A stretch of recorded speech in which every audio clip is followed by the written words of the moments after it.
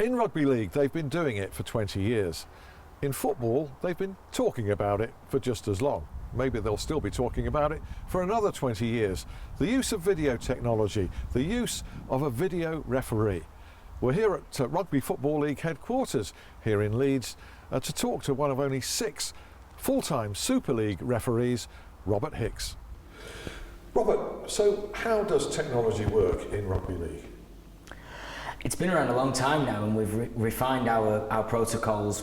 We do it pretty much every year, but basically our video referee protocol is the referee will make a decision on a try, whether he thinks it's a try or not, and then he sends it upstairs to the TV cameras where there's 2 video referees. They review the footage and they have to come up with some evidence to either confirm the referee's decision or overturn it. If it's inconclusive, then they go with the referee's live call. That's how it works. Does it work? It does. Being a professional, you want things to be right, and if you can use any technology to get something right, then that's good. If you're a fan, you might not want the game stopped for so long, but overall it's better that teams win games on the back of right decisions as opposed to people talking for weeks after about losing them. And this has been in place for a surprisingly long time now, hasn't it? Yeah, it was around '96 when it came in at the start of Super League. Sky Sports brought it in conjunction with the RFL. I think we're the first sport to go and use video technology. And we've never looked back, really. It's a really good asset to our game. What's so very different between rugby league and football that it can't be introduced into football? I think it can be introduced into football. I think there's just a reluctance to do it. Overall, I suppose football doesn't stop the same as rugby league does, or rugby union or even cricket. There's a natural stoppage when you're checking something. However, I think there are opportunities for football to bring it in. They brought it in with goal line technology. With the advances in footage and technology, really, they get instant replays now. There's no reason why they couldn't have somebody looking at something and bring it in football without interfering too much with the flow of the game.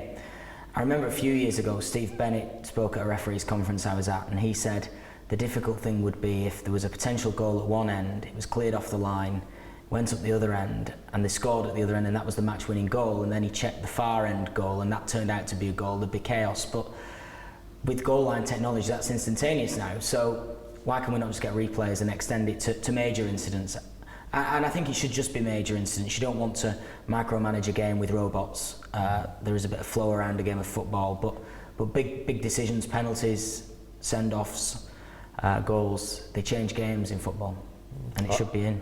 You're a football supporter as well. Does it frustrate you that this top technology that works so well in your sport of rugby league isn't introduced? It doesn't frustrate me. I just think football's got to make a decision to come forward and come into the 21st century with it, really. They should do it and have a go with it and see how it works. So you need to trial things, and there just seems to be a reluctance to even trial it at times, and that frustrates me.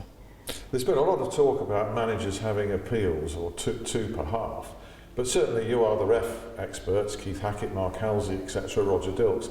They believe that's not necessary. You need to get the decision right. So if there's a video referee in the ear of the referee, something can be quickly corrected, regardless of an appeal. You want to get decisions right live. That's what any referee will tell you. The easiest way of managing a game is to be right, and then you don't have to worry about the technology. But I think any referee would tell you it's great to have the comfort of knowing if you've got something wrong, you can get that overturned quickly. I'm not a big believer in manager appeals or captain's challenges. I think the difficulty with that is a bit like what you see in cricket with the review system. If you waste your 2 challenges and then a major incident does go against you, what would happen then? And managers don't always have the best view of things and don't always know the laws, do they, properly? Of course, this has been in place for a long time now, and it'd be strange if you were without it, but is there any way in which the referee is compromised by the technology? It's accepted in rugby league, we have technology and we use it. I think there'd be a call from players and coaches in our sport that if we stop using it, then they would be frustrated because it's working well.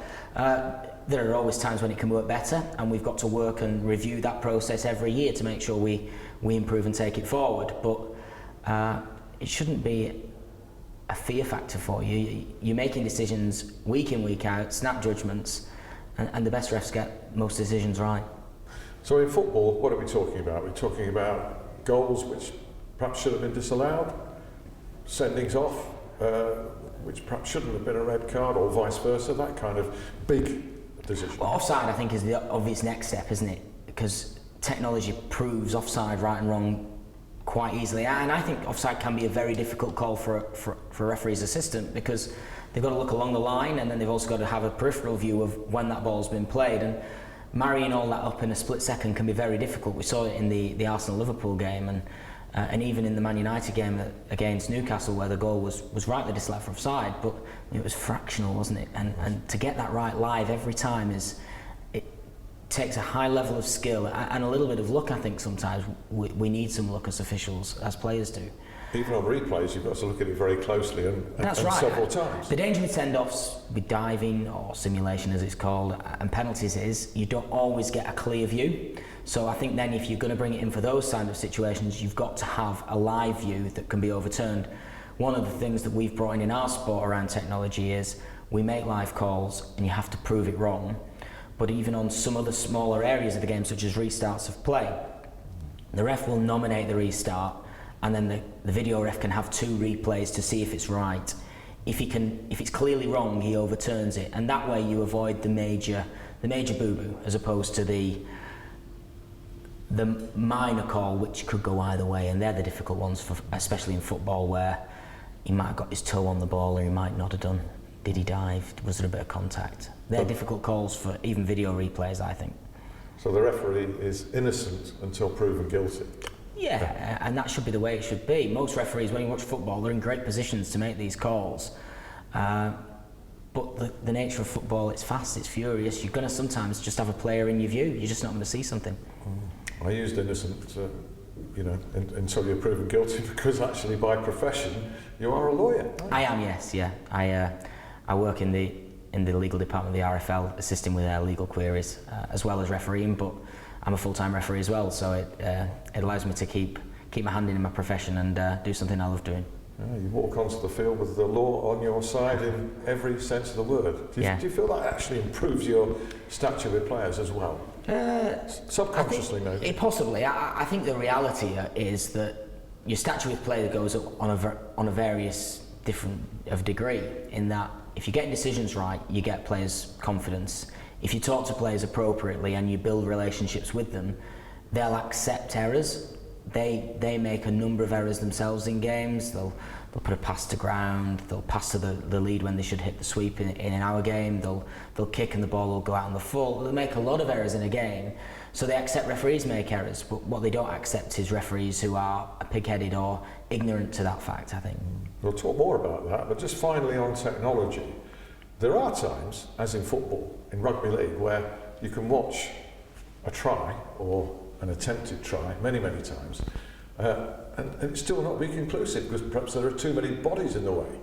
How difficult is that then? It's difficult, but refereeing's difficult. You've got the live decision, and that's the good thing for our sport, is you have got that live decision, and even if you didn't, the rules say the benefit of the doubt always goes to the attacking team. So there is a catch-all within any sport. When you've got the video technology, though, you've got to get it right. Is there an element, though, on the field where you can almost hide behind the video referee and say, well, it's not me? Sometimes you've got to do that, yeah. Sometimes you've got to say, he gave that decision, not me, because a shocker from a video referee, which doesn't happen very often in our sport, a shocker from a video referee can undermine the confidence of the players in officials generally. But as I say, that happens so few and far between that actually it's not that bad a situation to be in. Okay, Robert, many thanks. In the second part, we'll talk to you about player discipline, the comparison between rugby league and football in that respect, and about management of players on the field. Thank you. Great.